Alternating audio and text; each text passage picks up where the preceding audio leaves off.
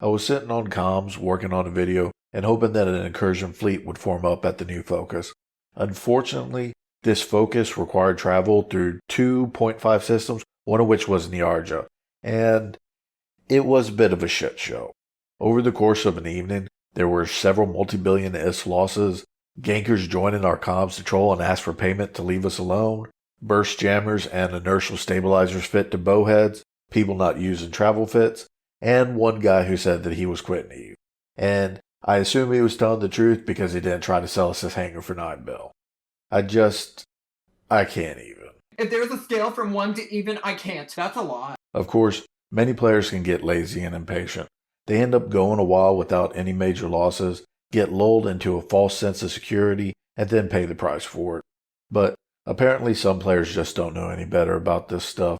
I don't know if I can convince people to not be lazy or impatient, but I can make sure that everyone is armed with knowledge. So, I'm going to add 2 new classes to a series that started a year ago.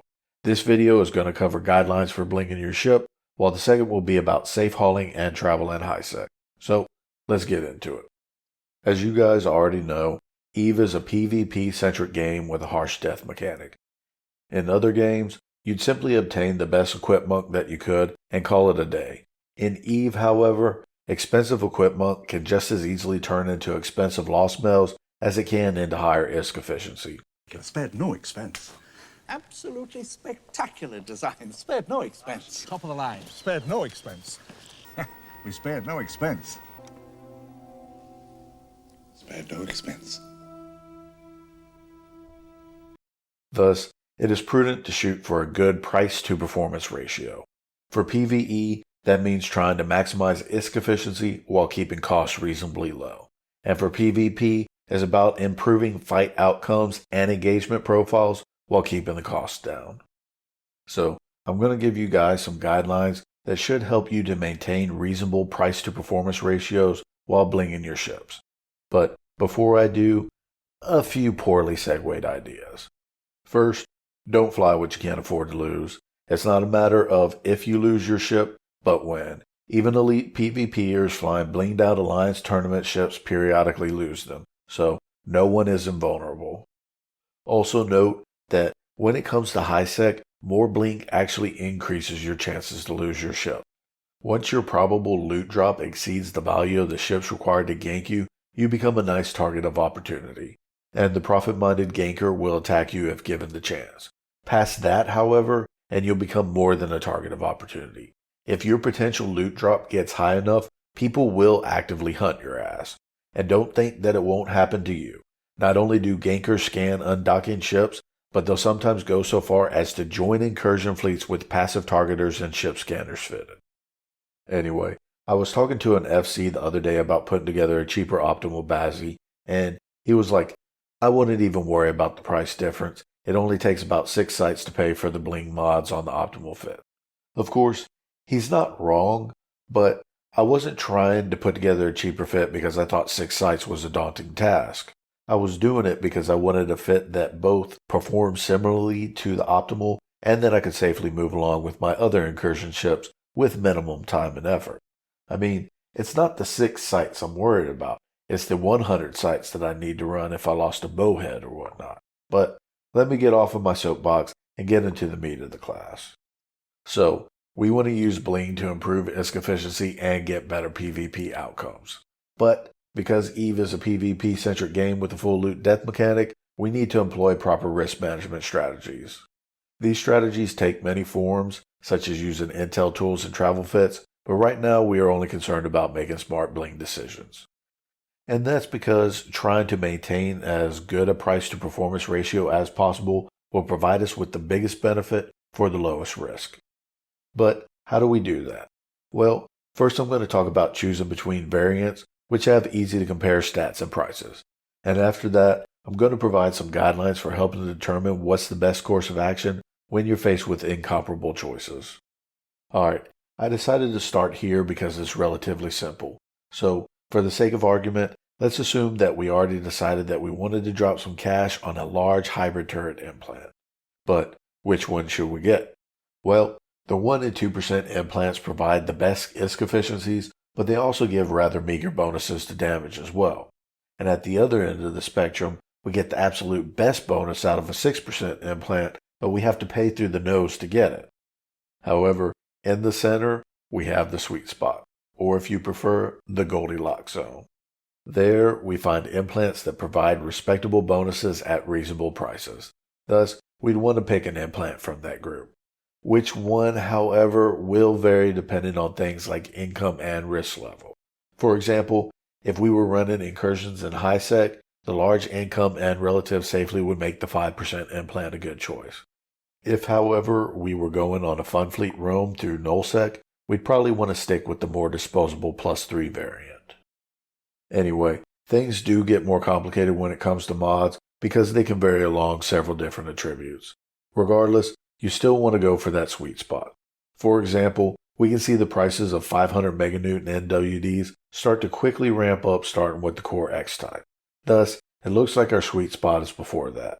And from there, we would pick an option based upon what we valued most, such as smaller cap penalty, less power grid usage, and or a smaller sig bloom. And of course, anyone who builds their own computers will probably be familiar with this strategy. Enthusiasts don't just throw their money at the most expensive hardware they can find. Since they usually have to work within a budget, they try to find the sweet spot between price and performance and take any money they saved on one component and apply it to something else, like a beefier graphics card or a bigger monitor. Alright, so what the hell do I mean by selecting between incomparable choices? Well, say you're looking to increase your survivability, ISK efficiency, engagement profile, or whatever, and you decided you want to spend a little ISK to help you do it. Of course, you could just upgrade everything, but some will have a negligible impact or otherwise not be worth the ISK required. So, how do you go about deciding what you should throw some cash at and what should be left alone? Well, I sat down and thought about what goes through my head when deciding on Bling, and I was able to codify a set of Blinging guidelines that can help make sure that you're considering all the relevant variables before making a decision and that your Bling is justified. Naturally, your Bling doesn't have to satisfy every one of these conditions, but the more of them that they do, the more likely that it's going to have the desired effect on your ISK efficiency and PvP outcomes. Of course, the best way to get to the bottom of things is to fit up ships and go start collecting data. But that also tends to be a rather expensive proposition. So, for those who like to minimize the drain on their wallets, here are my 5 Blinging guidelines. In aerospace engineering, reducing the weight of one component creates a snowball effect. For example, if you are able to incorporate a newer, lighter engine into your design, it will make the plane lighter, which means that it will need less fuel, smaller wings, and a lighter frame, which means you can roll with a less powerful engine, and so on. Naturally, you'll get diminishing returns with each iteration, or else you'd end up with weightless planes, but I digress. Sometimes small changes can result in big differences to performance, and that is one of the principles that you should try to follow when blinging. Let's keep things simple by looking at a hypothetical example. For our hypothetical Cruiser A, we have more than enough fitting room for all our mods to be T2 variants. Here, upgrading from a T2 medium shield extender to the Thuker variant will give us an effective bonus of 100 additional base HP and a 4 meter sig reduction. Yes, technically we do free up some fitting room as well, but since we don't need it, it doesn't have any impact on ship performance. In Cruiser B, however, we are a little light on CPU. Without the Bling, we'd have to downgrade something to a compact variant, such as the prop mod. With the Bling, however, and we can keep everything else T2. Thus, we not only get the extra tank and slightly smaller sig, but also the extra speed from the T2 afterburner.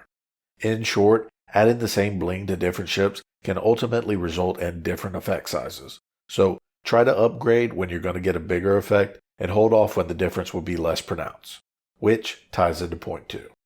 Try to upgrade when the bonuses are going to be multiplied.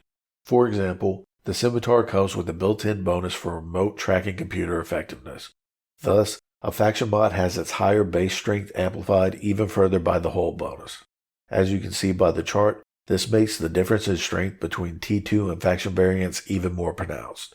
Of course, ship bonuses aren't the only thing that can affect mod performance, so don't forget about the multiplicative effects of things like implants, drugs, and command bursts. Okay, so I've talked about breakpoints before on this channel, But for those that missed it, a breakpoint is when a minor mathematical difference results in a major increase in power. That may have been a little bit confusing, so I think I'll just steal extra credits example because it's rather clear. So let's say you do 5 damage, but all the monsters in the area have 8 HP. Naturally, you'll take 2 hits to kill each monster.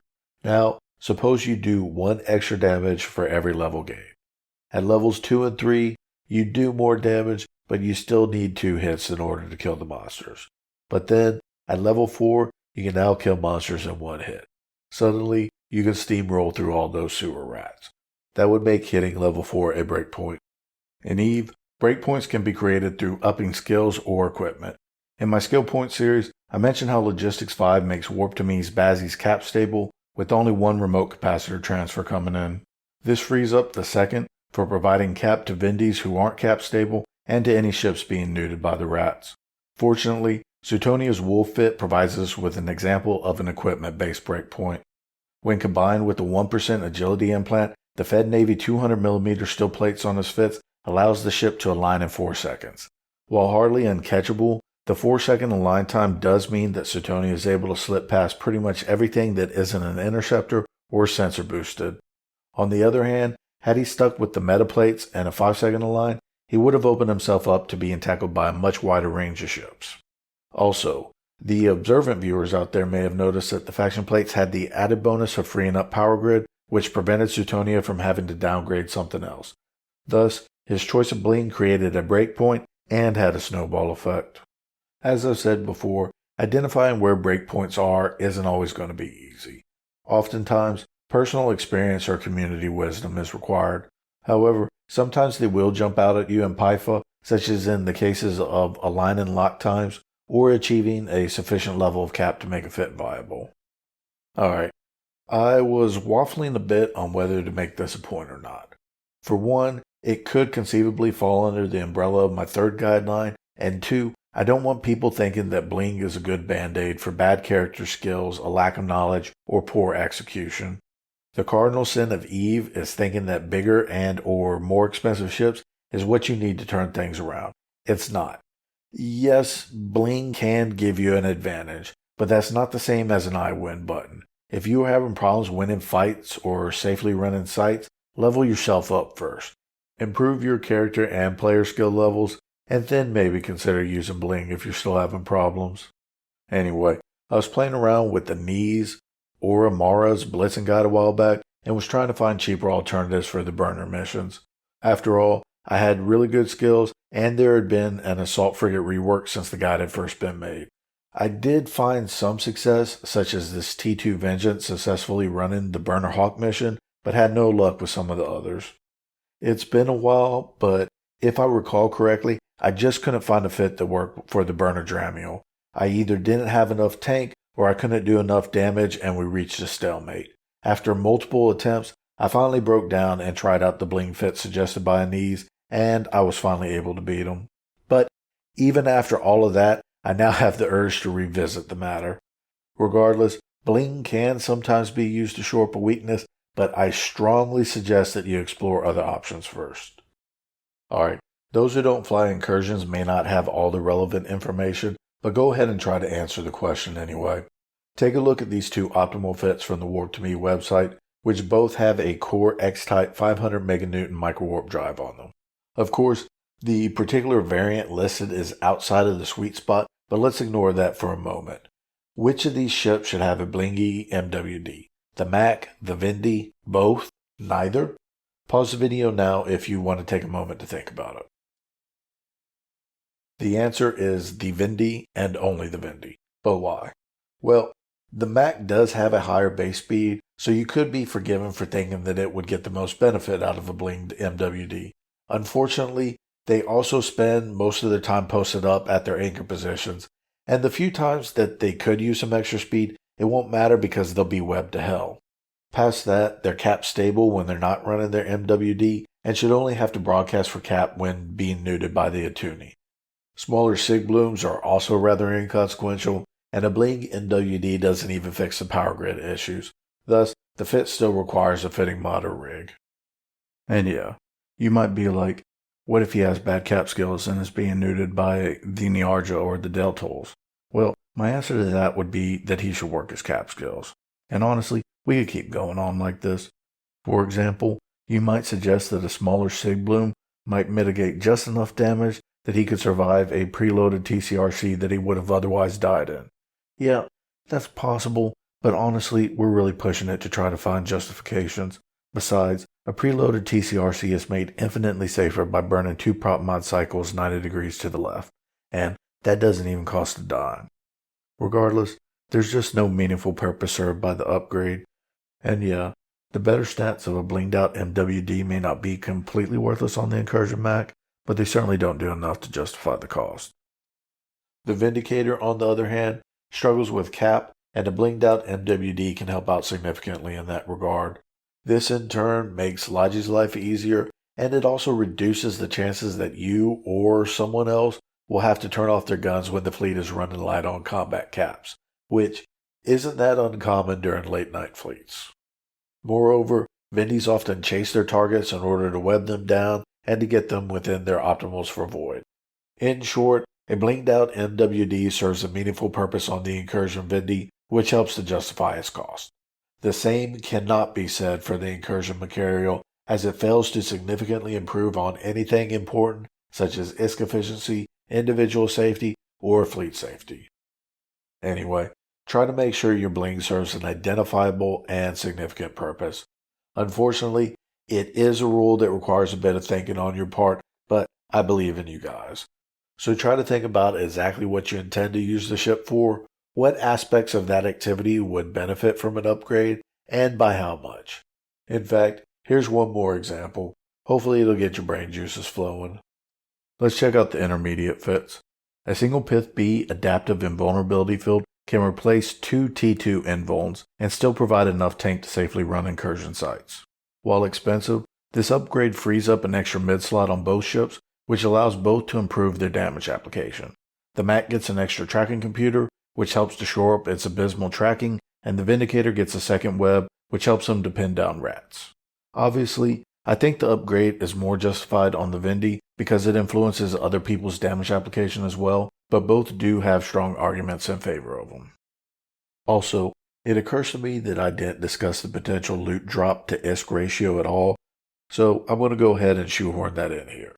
For those that don't know, profit-minded gankers are going to be looking for ships whose potential loot drop will be equal to or greater than the cost of the fleet required to gank it.